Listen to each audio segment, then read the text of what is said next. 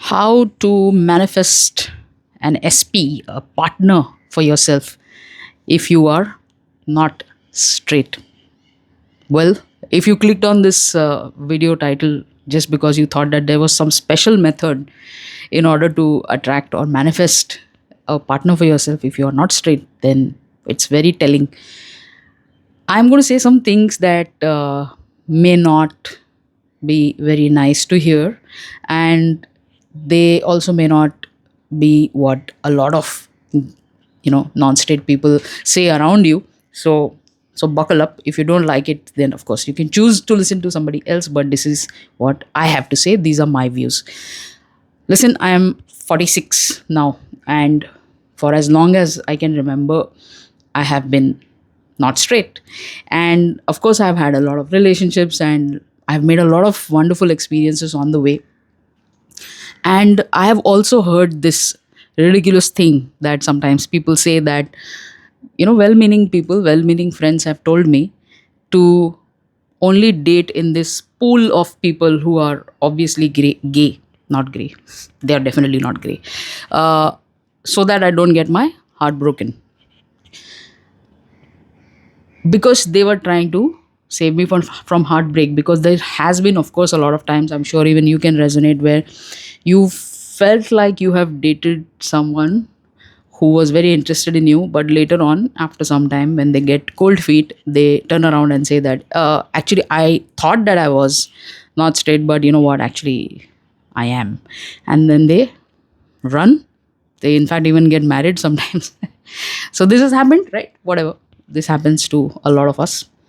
So my well-meaning friend's advice was, why don't you just date in a pool of people who are obviously not straight, so that you don't get these experiences. But I have never believed in that, and I don't, or have never dated people based on their orientation alone. Of course, I go by all the cues that everybody else goes by, which is you find interest, mutual interest, you hit it off, you flirt a little, then you see where it goes. Sometimes it turns into a relationship, sometimes it doesn't, etc. Right? But I have never believed that I was some special kind of unicorn who needed special kind of treatment. And it goes, both ways. I declare my orientation only when it's needed, when someone asks me upfront. But otherwise, I'm a musician. I have always been one. I have not been a gay musician, if you know what I mean. I've just been a musician, and I've never thought of myself as a victim. I have never thought that my rights and my powerful life that I live every moment is decided by the judiciary or some government or some people who will decide my fate. No, I have never thought of myself as a victim in that sense. But what happens sometimes is, not just in non-straight communities, but a lot of people who sort of identify themselves as being treated unfairly. These could be any group of people. They sort of think that the best way to deal with this situation is to rally against those who are in power, rant against people who have what they think that they have not got. But you know what that does? That keeps you in this perpetual victim mindset. Hang on, I have to wipe my sweat. It's so humid in Mumbai. Just 1 second. So much better. Uh, so you would remain in this perpetual victim mindset, and then what happens is that you get experiences that make you a victim all over again, make you feel oppressed all over again, make you feel not understood all over again, make you feel like you've been treated unfairly all over again.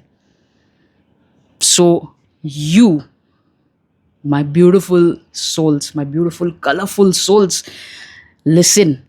You were born as a single human being. You were not born as a part of a community. You decide the trajectory of your life. You decide how much importance you want to give to validation and approval from the outside. You decide that. And if you think that that's not that important, off you go. You're free to live your life as you want. You can decide how you look at things. Marriage, for example, if you think that it's not important for you, then there is no reason for you to make yourself unhappy about it, right? In fact, I joke with my friends sometimes when they ask me about marriage, etc. Like, don't you feel like you miss it? They ask me that, and I say to them that, what, for me to get married, they will have to rewrite some portions of the constitution. That's how important I am. I just flip it on its head. I don't sit and cry and think, oh, no, this country, nobody understands. No, screw that, right?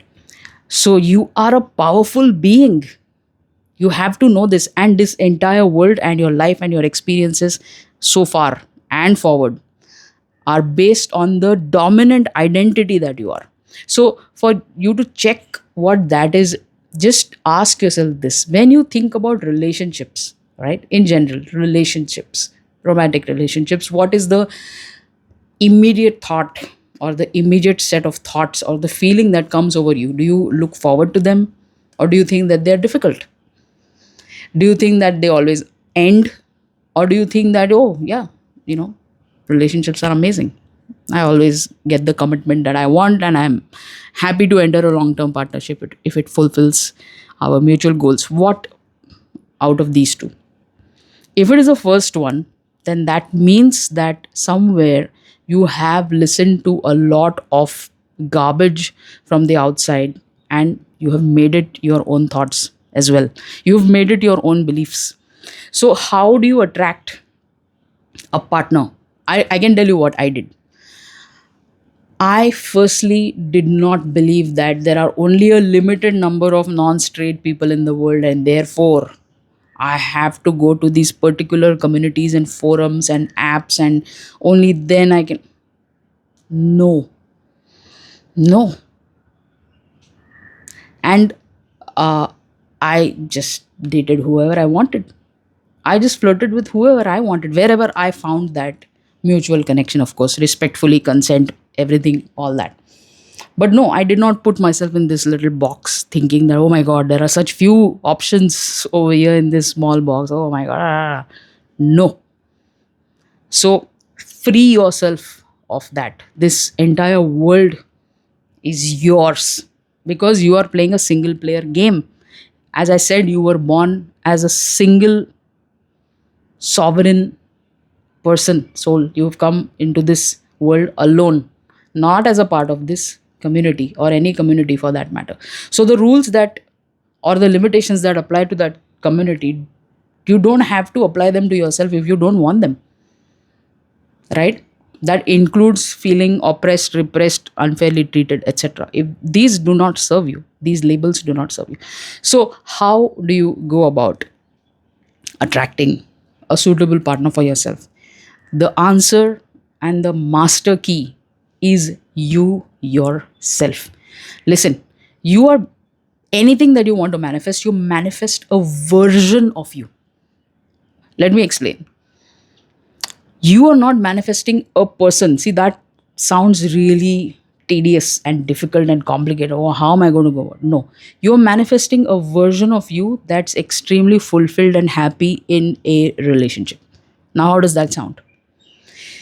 You are manifesting a version of you that's very healthy. You're not manifesting health. You're manifesting a version of you that is rich and wealthy. You are not manifesting money. You are manifesting what else? A person who always gets praised at work, compensated equally through money at work. You are not manifesting a promotion. So everything that you want, it comes to you into your life through you. You are the channel, you are the instrument, you are the doer of it all. All you have to do is recognize the limitations that you have put on yourself, the limitations that you have started believing about yourself, and you have to start scraping that off and build a new identity. The same goes for a relationship. You have to be fulfilled, happy within yourself. Think amazing things about yourself. Think of yourself as the king or the queen of your world, and then a relationship happens, and then a partner comes, and then everything else happens. So you are the foundation of it all. An exercise that I would really ask you to do, which really worked for me, is make a list of all your qualities as a partner. What do you bring to the table? And don't let the other person do nothing or bring nothing to the table. No. Ye- So when you write a list of your qualities, you write that you are fun, you are really sexy, you are funny, anyone would be lucky to be with you are royalty, you are generous, you are respected and loved everywhere you go, you are amazing at relationships. Write all these things down, like really feel them about you, and know that this is you when you write them down. And also know your worth. When you add all these qualities, who's this identity, you know that you're loved. I'm always loved. I'm always, you know the charmer in any room. I am effortless. I am so easy. People get attracted to me. My aura is unmatched. I don't even have to do anything. I don't have to, put on any kind of special clothes in order to be attractive. I could be in my home clothes and I'm still attractive. And my haircut is amazing and my skin is amazing. I really take good care of myself and the people around me. I am rich. I am famous. I'm really good at my job. I am so fun to be around. I know about so many things. I could go on and on because I actually believe this about myself. So you put yourself up there and then play this game. Okay. And when you also write this list down, also say that my partners absolutely adore me. They cannot wait to make me happy, you know, as I make them happy. They adore me. They keep me on a pedestal. I don't have to chase behind anyone, and nor do they, because I find a partner who also understands what it's like to be with me. I am the prize. I am the prize. And therefore, I don't care if this world shows me a suitable partner right away, like look outside the window and see if they're waiting for me downstairs. No, I am fulfilled with or without anyone because I am that great. It will take someone really fortunate, really lucky to be with me. This is the mindset from which you manifest. And then, when you are in in this mindset, you actually wouldn't even care so much if someone else is validating you or not. And that's the game. That's when it all happens effortlessly. And when I mean effortlessly, I mean that it happens through the natural channels of your life. Okay. So if you go to work every day, then it might happen through that way. It will happen effortlessly. You don't have to look for someone. Oh, is this person looking at me? Oh, maybe this is the one. No. If you check, that means that you don't trust this vision and this version of you that you've built for yourself. Trust it so much that it shouldn't make a difference if you are with or without someone for some time. Doesn't matter. And that's how, my friends, you attract and manifest a wonderful partner for yourself. Stop victimizing yourself. Stop believing whatever this group of people, this community is trying to tell you.